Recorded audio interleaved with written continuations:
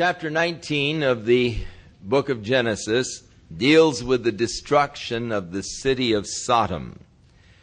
The Lord came to Abraham and informed him of the fact that because of the wickedness of Sodom, it was necessary for the judgment of God to come. Abraham pleaded with the Lord for Sodom, interceded actually, saying, "But what if there are 50 righteous? Would you destroy the righteous with the wicked?" And the basis of Abraham's intercession was the Lord of the earth should be fair or be just. Even in judgment, God must be fair or just. God cannot be unjust in any action at any time ever. Now, this is an area that Satan is constantly seeking to make a case against God. How can a God of love, or would a God of love, condemn a man to eternal hell who has never heard of Jesus Christ? What about that person who lives over in Africa, who lived and died never knowing of Jesus Christ? Is he going to have to suffer forever in hell because he lives in Africa and never has had a chance to hear? It is interesting, the Bible doesn't give us the answer directly, but the Bible does give us an indirect answer, and that is that God is totally fair. When God judges, it'll be absolutely just. And Abraham's argument with God was, "Shall not the Lord of the earth be fair or be just?" when God spoke of the judgment that was going to come. Now, Abraham saw an inequity if God would judge the righteous with the wicked. That wouldn't be fair. That's the premise and the basis of Abraham's argument with the Lord. That it wouldn't be fair to judge the righteous with the wicked.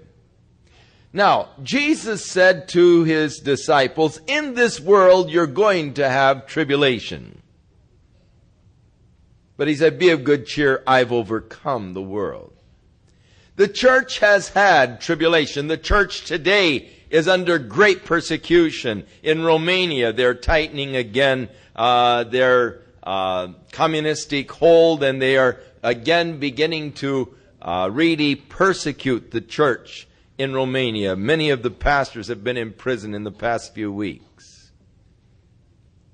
Christians have been persecuted in China, in Russia, and in those communist-dominated countries, as well as the Muslim-dominated countries. Communism is not the only foe of Christianity. Islamism is perhaps the greatest foe of Christianity. In the Islam countries, it is a capital crime to seek to convert an Islamic person to Christianity. You'll be put to death for that, causing him to change his religious beliefs. And so, the church has always experienced persecution from the world. The Bible says, "Don't count it strange concerning the fiery trial which is to try you as though some strange thing has happened unto you." In fact, if the world loves you, then you better examine your position. But if the world hates you, don't be alarmed. Jesus said, "It hated me. The servant is not greater than his Lord." So, the persecution that the church experiences, though, has as its source or origin the world and the worldly system. The great tribulation that is coming, or the judgment of God, whenever that comes, then the church is not a victim, because God will be fair in his judgment. And if there be 50 righteous, the Lord said, "Sure, I'll spare it for 50 righteous." Abraham finally talked him down to 10. And God said he would spare it for 10 righteous. And the angels of the Lord came unto the city of Sodom. We'll get into that as we get into the 19th chapter. But they could not find even 10 righteous. Lot, that righteous man, the only truly righteous person they could find in the city was Lot himself. And not even his family was thoroughly righteous. But being merciful, God led his family out with him. Now, twice in the New Testament, once by Jesus and once by Peter, is this used as an example of the last days. Jesus said, as it was in the days of Lot, so shall it be at the coming of the Son of Man, and how that the judgment did not come until the day that Lot was taken out of the city, and then God rained upon the city fire and brimstone. Jesus uses that, but points out the fact that Lot was delivered before the judgment came. And Peter also points out to the deliverance of Lot, showing how that God knows how to deliver the righteous, but to reserve the ungodly for the day of judgment. Delivering that righteous man Lot, who was vexed by the manner of life of those around him. So, taking the same argument of Abraham, shall not the Lord of the earth be just? Would it be just that God would bring His great wrath and judgment upon the church, along with the unbelieving world? No. And even as God delivered Lot, God shall deliver His church before the great period of judgment and the wrath of God comes upon the earth. It's just a matter of God's principle in judgment. So in the 19th chapter, and there came 2 angels to Sodom at even, and Lot sat in the gate of Sodom, and Lot was bidding them to come into his home as he bowed himself in the oriental custom towards the ground. Now, hospitality was something that was extremely important in that Eastern culture. And here, Lot sitting in the gate of the city. It is interesting that in that culture also, the women did most of the work. The women would go out and plow the fields. The women would go out and plant the fields. The women would go out and harvest the fields, while the men attended to the more important things of sitting in the gate of the city and talking about the weather. Whether or not it's going to rain tomorrow, you know. Also, sitting in the gate of the city was a place of prominence. All of the judgments were done in the gates of the city. If there were conflicts between people, problems, they would come to the elders, the elder men, who would sit in the gate of the city, and the elder men would give judgments concerning the conflicts that had arisen. And thus, it was a place of honor and distinction to sit in the gate of the city. And so Lot, sitting in the gate of the city, saw these 2 men as they were coming at evening, bowing down to them in the oriental custom. He invited them to turn in to the servant's house and tarry all night, to wash your feet and rise up early and you can go on your way. And they said, no, we will abide in the street tonight. But Lot, knowing the conditions of the city and knowing the danger of such a thing, pressed upon them or constrained them greatly. And so they turned in unto him and entered into his house, and he made them a feast and did bake unleavened bread, and they did eat. But before they were able to lie down, the men of the city, even the men of Sodom, surrounded the house, both old and young, and all of the people from every quarter. And they called unto Lot, and they said unto him, where are the men which came in to thee tonight? Bring them out to us that we may know them. And this is to know them in an intimate sexual way. And Lot went out at the door unto them and shut the door after him. And he said, I pray you, brethren, do not so wickedly. Behold, now I have 2 daughters which have not known man. Let me, I pray you, bring them out unto you, and do ye unto them as is good in your eyes. Only unto these men do nothing, for therefore came they under the shadow of my roof. Now, this, of course, first of all, shows what low esteem the woman was held in that particular culture. Lot was willing to sacrifice his own 2 daughters unto this mob. Their virginity and all, he was willing to turn his own 2 daughters over to the mob that they might do what they would to his 2 daughters, and yet seeking to protect the 2 men who are strangers to him. But yet, if you would take a visitor into your home, then you took the responsibility for them to really take care of them completely. But women were held in extremely low esteem in that day, in that culture.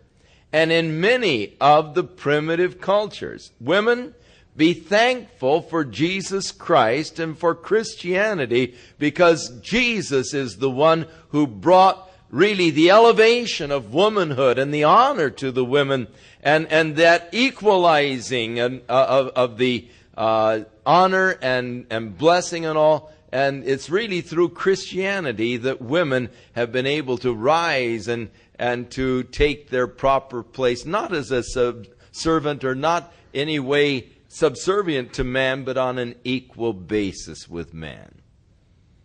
But you won't find that in any culture outside of where the Christian gospel has gone and where the Christian culture has gone. There always has the state of the woman been elevated. Where there is not a strong Christian gospel, the state of the woman is always that of a subservient state. And if you study your history, you'll find that this is so. In Greece, in the Greek culture, which was supposed to be such a cultured nation, the women had a very low place, especially the wife. She was considered just one step above the slave. So it is the gospel of Jesus Christ, which is declared there is no difference, male nor female, bond or free, but has given us all an equal status in Christ. For Christ is all and in and through Him the equal status has been established. But here Lot, and again, I believe that secondly, it shows that even Lot himself and his own morals and his own values had been corrupted by his living in Sodom. I do not see how you can live in the midst of such corruption and it not have some influence upon you. Living as we do in this day and age in which we live, we are under constant bombardment and constant pressure to accept evil, to tolerate evil, and to accept perversion as natural. And if you dare say something against the homosexuals, you have a parade going on out in front. They'll file suits and everything else. And it's got to the place where people become sort of cowered into a position of just not stating your beliefs. If you would dare say in a university class, but Jesus is the only way to salvation, they make fun of you. They put you down. They call you narrow, bigoted, and everything else. If you make any affirmation of faith and a belief in living a moral, pure, righteous life, then you're accused of being, a Victorian and living in the past and all of this because of the tremendous pressures. And so it's hard to live in the midst of a society that is so corrupt without it rubbing off a little on us. At least we don't speak out on the issues in which we should be speaking out because we feel sort of threatened. Now, Lot's own morals had been corrupted to the extent that he was willing to give his daughters over to be abused by these men. The gesture was not a fine gesture of Lot's. It was a gesture that showed his own moral depravity as the result of living in Sodom. Lot made the choice of moving into the plains. He pitched his tent toward Sodom. That was the beginning of it, but now he has his house in Sodom. There is a danger in pitching your tent towards the world. It's interesting. Blessed is the man who walks not in the counsel of the ungodly, nor stands in the way of sinners, nor sits in the seat of the scornful. There's a progression there. First of all, you're listening to the counsel of the ungodly. Next of all, you're standing around with them. And the next thing, you find yourself sitting in their company. Lot moved toward Sodom. Next, he was living in Sodom. But it had its effect upon his own life and upon his own moral values, the offering of his daughter to this crowd of men. But they weren't interested in his daughters. They were desiring these men that had come to Lot. And so Lot said, don't do this wickedness to these men. They came under the shadow of my roof. They're under my protection. And they said, stand back. And then they began to say, this fellow came in to live with us as a stranger, and now he's going to try to judge over us. They said, we'll deal worse with you than with them. And they pressed sore upon Lot, and they came near to break the door. But the men, that is the angels, put forth their hands and pulled Lot into the house, and they shut the door. And they smote the men that were outside the door with blindness, all of them, so that they wearied themselves to find the door. And the men said unto Lot, that is the angels, do you have any here besides? Do you have sons or daughters? Whatsoever you have in the city, bring them out of this place.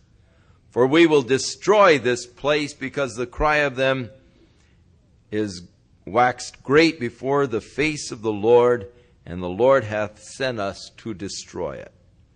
And Lot went out and spake unto his sons-in-law, which had married his daughters, and said, up, get out of this place, for the Lord will destroy this city. But he seemed as one that mocked unto his sons-in-law. Now, though Lot did not escape the pollutions of Sodom entirely, and the Bible gives testimony of him in Peter, that righteous man, referring to Lot.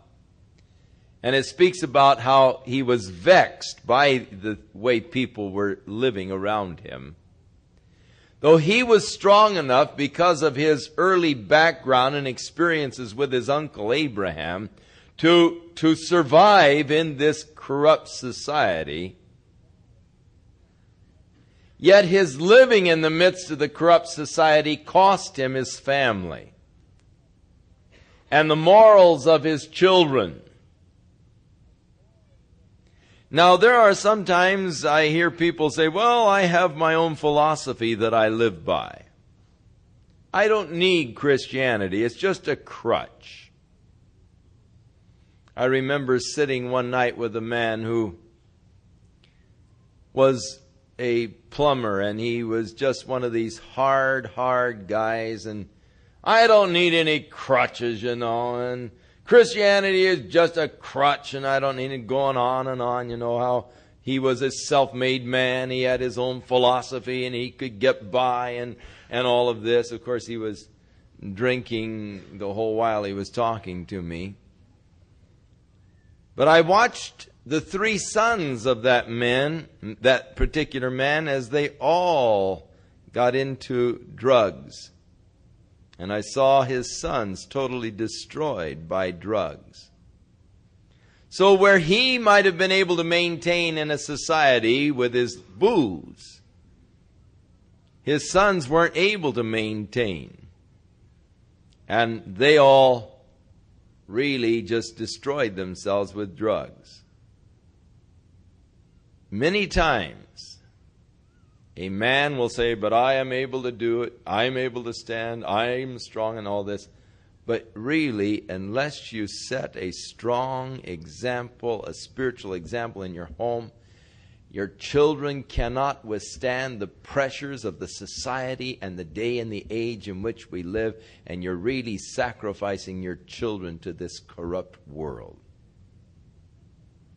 You may have a philosophy, you may have that by which you can stand, but your children are facing ungodly pressures, and they need more than just a philosophy. They need the power of the Holy Spirit within their lives. And thus, you, for their sakes, need to get right with God and set a strong spiritual example, because they'll never survive. Lot was able to, but his children weren't. And so as he went to his daughters and said, "Get out of here. This place is going to get destroyed. God's going to destroy this city," they just mocked him, and he was as one who mocked them. And thus he lost his family to the corrupted morals of Sodom.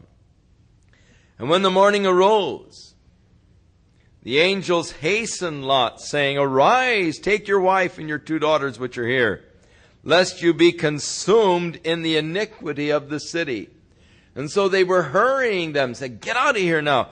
And while he lingered, there was a reluctance to leave the place. Even with Lot, he was reluctant to leave, just sort of lingering around. The angels took hold of their hands, and upon the hand of his wife and the 2 daughters. And the Lord being merciful unto him, they brought him forth and set him outside the city. And it came to pass, when they had brought them forth, that he said, "Escape for your life. Don't look behind you, neither stay at all in the plain. Escape to the mountains, lest you be consumed." The word "don't look behind" can be translated "don't lag behind," or "do not turn back." Don't stay in the plain. And Lot said unto them, "Oh, not so, my Lord." Perfect example of those who pray, "Not thy will, mine be done." How inconsistent we are even in our language. "Not so, my Lord." Wait a minute. Lord is a title. And even he says, "Thy servant." He calls himself a servant, and yet Lord. And now he's arguing with the master. No, you don't argue with your master. If he's your Lord, you do what he says. If you're doing what he said, he is your Lord. If you're not doing what he said, he's not your Lord. And I don't care how much you say, "Oh, Lordy, Lordy," or "my Lord," or whatever. If you're not doing what he said to do, he's not really your Lord. Jesus said, "Why do you call me Lord, Lord, and yet you don't do the things I command you?" And so here is Lot in this perfect inconsistency. As they say, "Flee to the mountains, don't stay in the plains." He says, "Oh, not so, my Lord. Behold, now thy servant hath found grace in thy sight, and thou hast magnified thy mercy, which thou hast showed unto me, saving my life. And I cannot escape to the mountain, lest some evil take me and I die." Now he realized the Lord had delivered him out of the city before it's to be destroyed. But he can't trust the Lord to preserve him there in the mountains. And so, let me go to this little city over Zoar. It's the smallest of the 5 cities there in the plain. It's just a little city. In fact, the word Zoar means little. Let me go and stay in Zoar. And so the angels granted his request that he might flee to the little city that was nearby, the city of Zoar. And the angel said, "I've accepted you concerning this thing. I will not overthrow this city of which you have spoken. So hurry, escape there, for I cannot do anything till you have come within that city." There was the impending judgment, but yet it was to be withheld until Lot was safely out of danger. Even as there is an impending judgment of God hanging over the earth today, but it cannot come until the church has been safely placed out of danger. Hurry. Therefore the name of the place was called Zoar, which means small. And the sun was risen upon the earth when Lot entered into Zoar. And then the Lord rained upon Sodom and Gomorrah brimstone and fire from the Lord out of heaven, And he overthrew those cities, and all the plain, and all the inhabitants of the cities, and that which grew upon the ground. Now, this destruction could have been by volcanic action. Very possible, because there is evidence of volcanic eruptions in that area. A lot of evidence of that. There, of course, are tremendous salt deposits in that area. I mentioned this morning there is on the southern end of the west of the Dead Sea, there on the western side, there is a mountain of salt that is 500 feet, no, beg your pardon, it's 700 feet high and 5 miles long. A mountain of salt.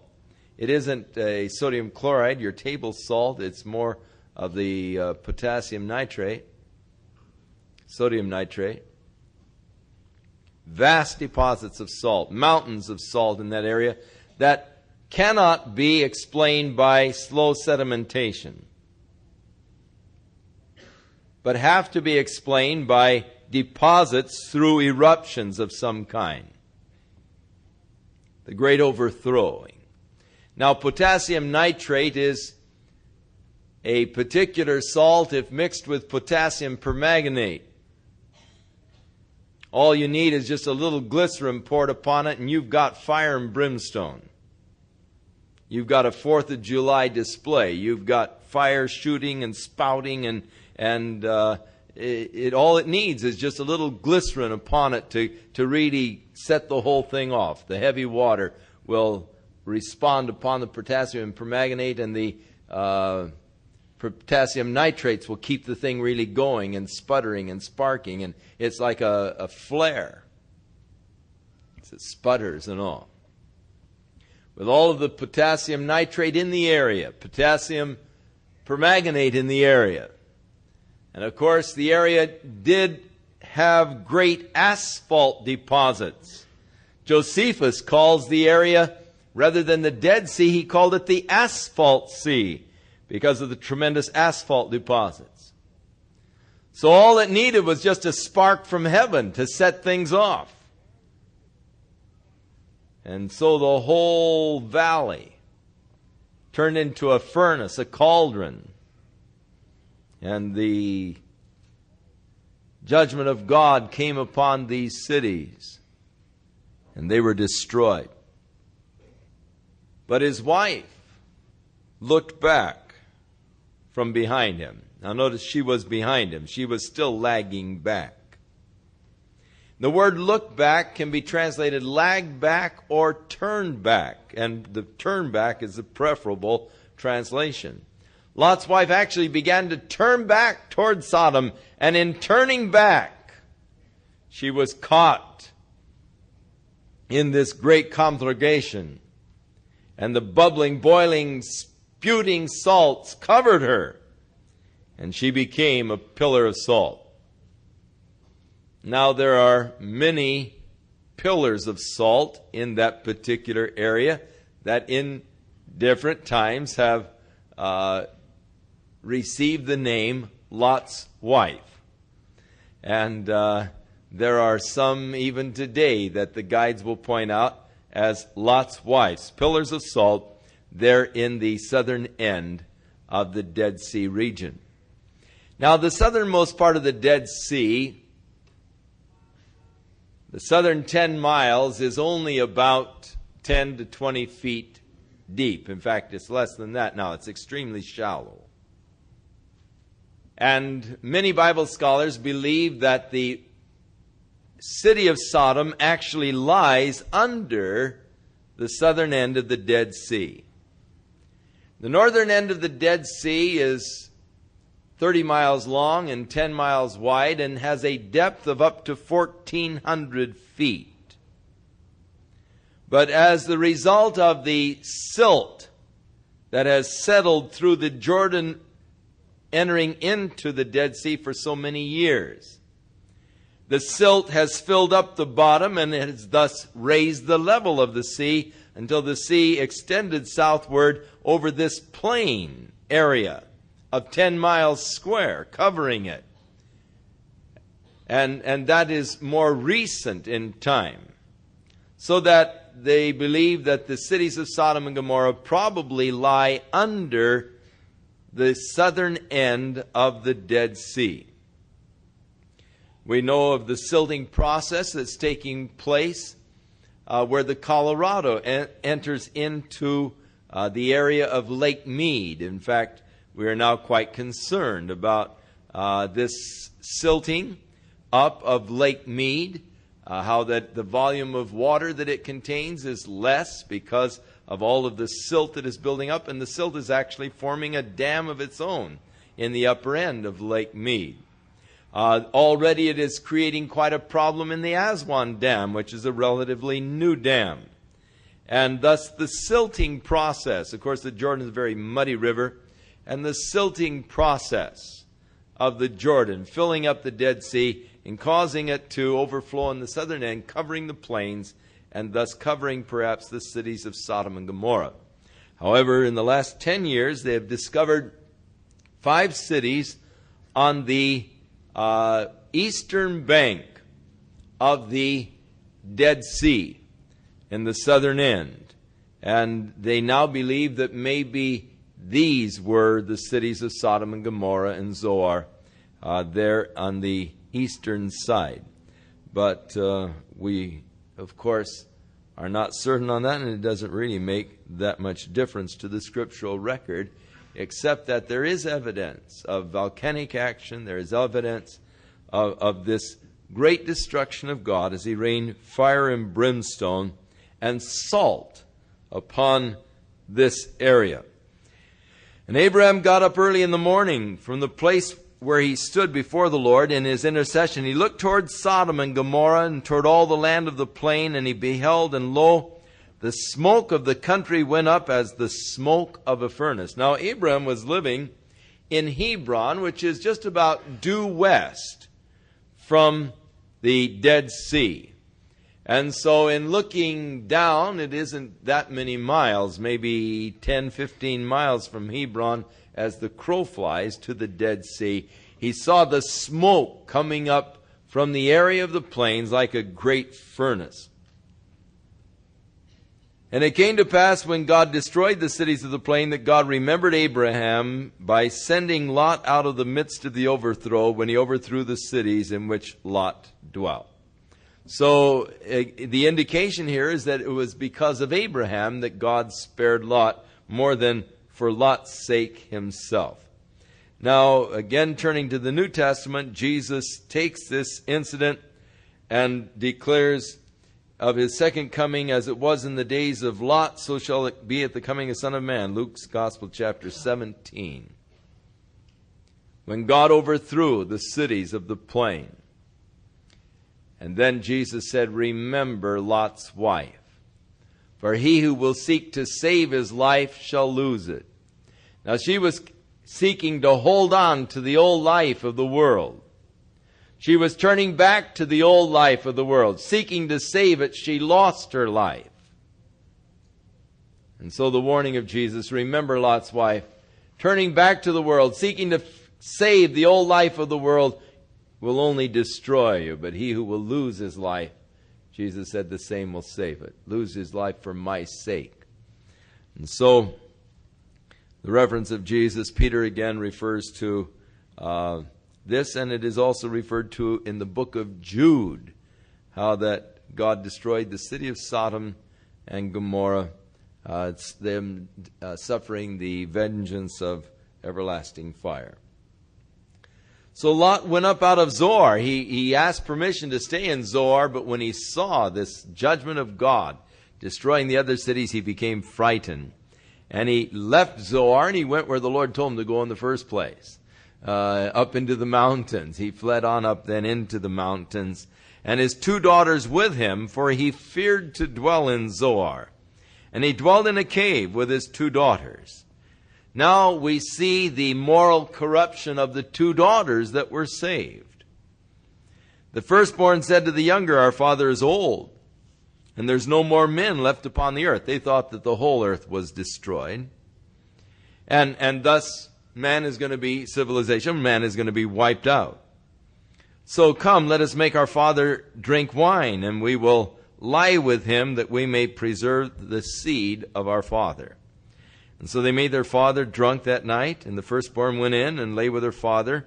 He did not know when she lay down, nor when she arose. And it came to pass on the next day that the firstborn said to the younger, I was with my father last night. Let's make him drink wine again tonight, that you might lie with him, that we may preserve life, the life of our father, the seed of our father. And so they made their father drink wine that night also, and the younger arose and lay with him, and he perceived not when she lay down nor when she arose. And thus were both of the daughters pregnant from their father Lot. The firstborn bare a son, and called his name Moab.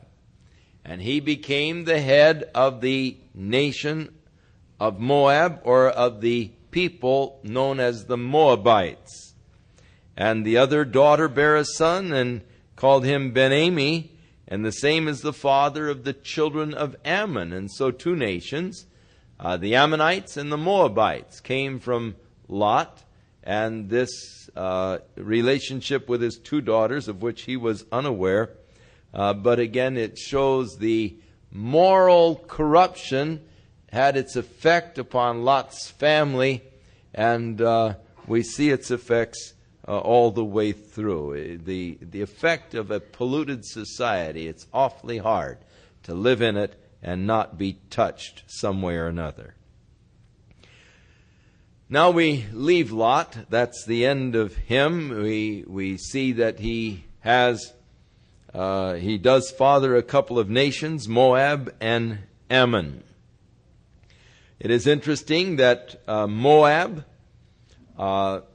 inhabited this same area, the high country that is east of the Dead Sea. That was the area of the Moabites. The Ammonites moved northward and were in the same range of mountains, only north of the Moabites.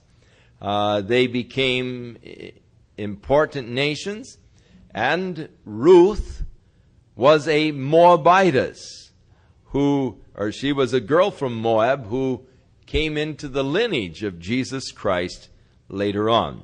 So they are the descendants of Lot through his two daughters. Abraham journeyed from there towards the south country, and he dwelt between Kadesh and Shur, and he sojourned in Gerar. So Abraham was living in the area of Hebron, but now he is still sort of a nomadic person. If you go over to Israel today, you'll see the Bedouins living in their tents. And they are nomadic people. They'll live for a while in an area, and then they'll get up, pack their tents, and move and live in another area. And Abram was living in tents. He never had a house to dwell in. Dwelt in tents as a Bedouin, as a stranger, as a sojourner. It is interesting that Lot sought to settle down in a city, whereas Abram always realized that he was just a sojourner. He was looking for a city which hath foundation, whose maker and builder was God. And he counted himself just a stranger and a pilgrim upon the earth. So Abram now is moving over into the country of the Philistines. Gerar is the area of the Philistines. And so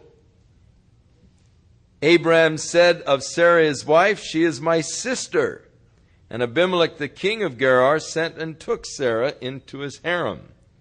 Now, this is the second time this has happened. Abraham did it when they went to Egypt years earlier.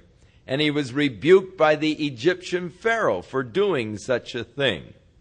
Now again, he's doing the same thing. And this certainly says something about Sarah, because she's about 90 years old at this point and still retaining her beauty.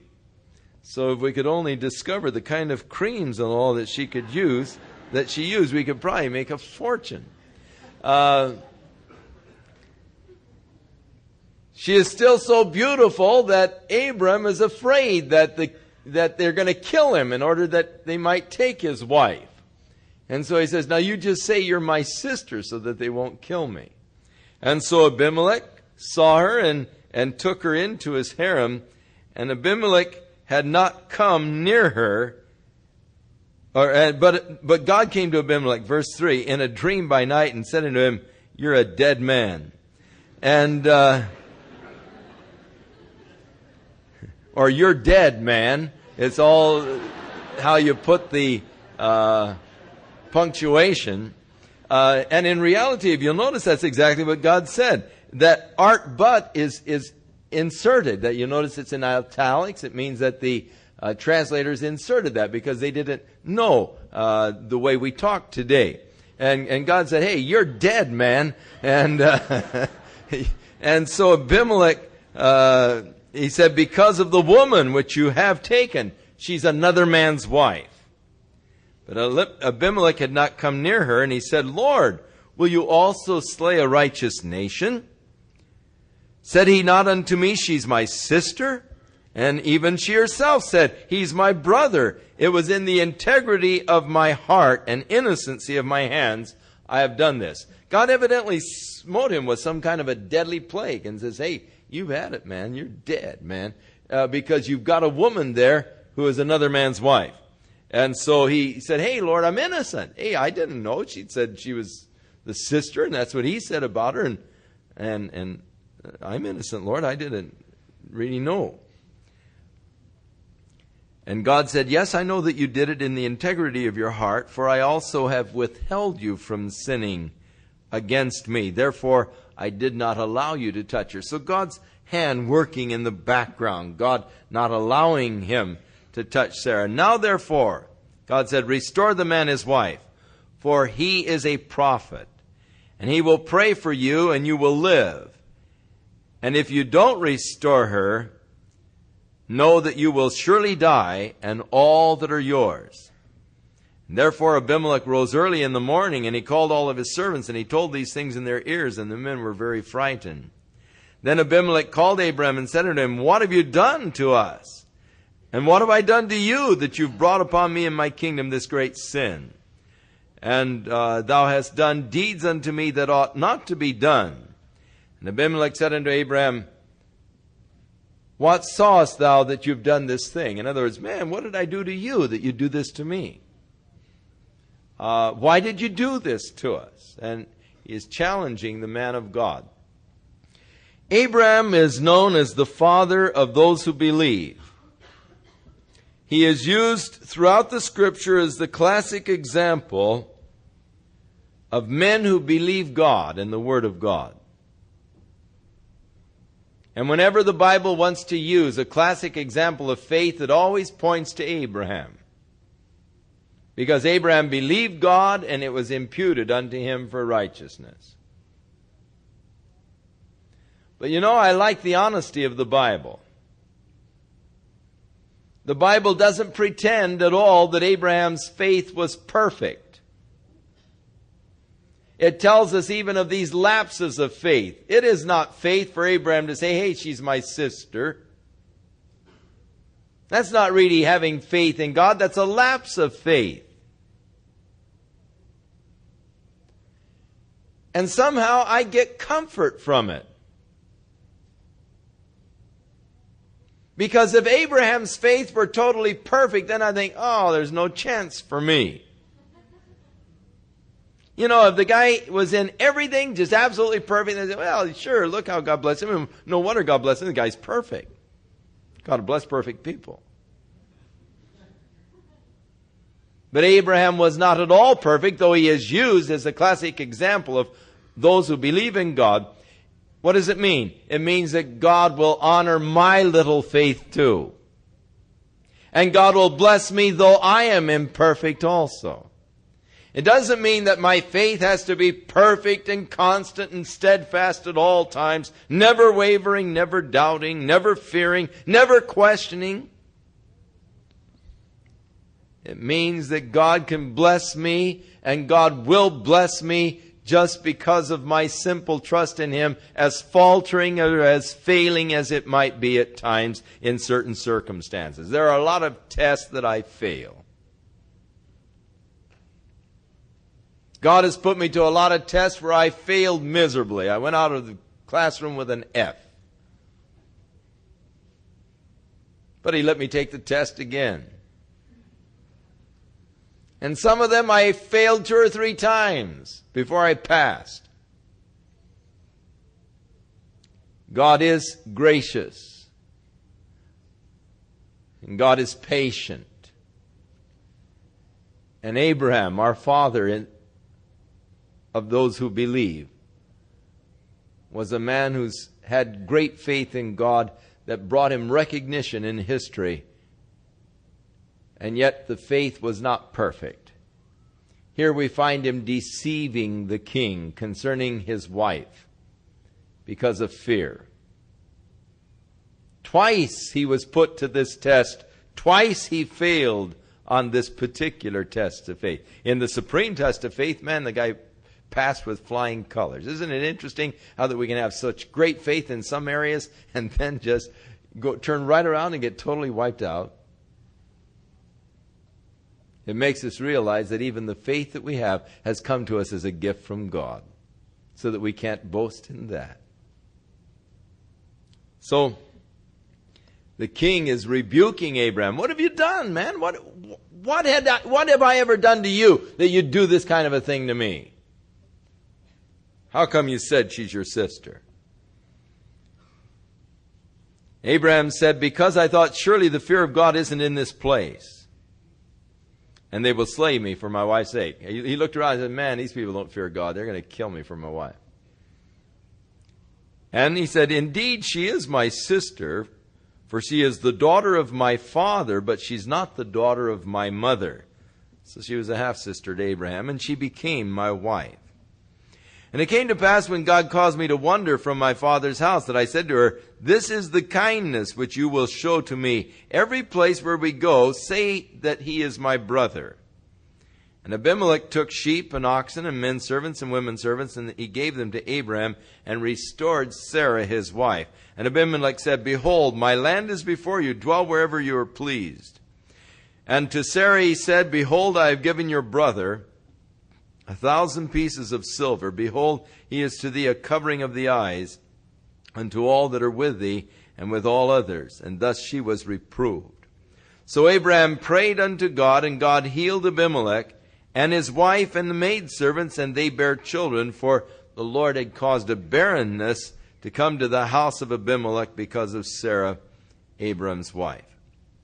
So Sarah could have been with him for a period of time before this all took place. And yet he had never come to her intimately, though she was a part of the harem.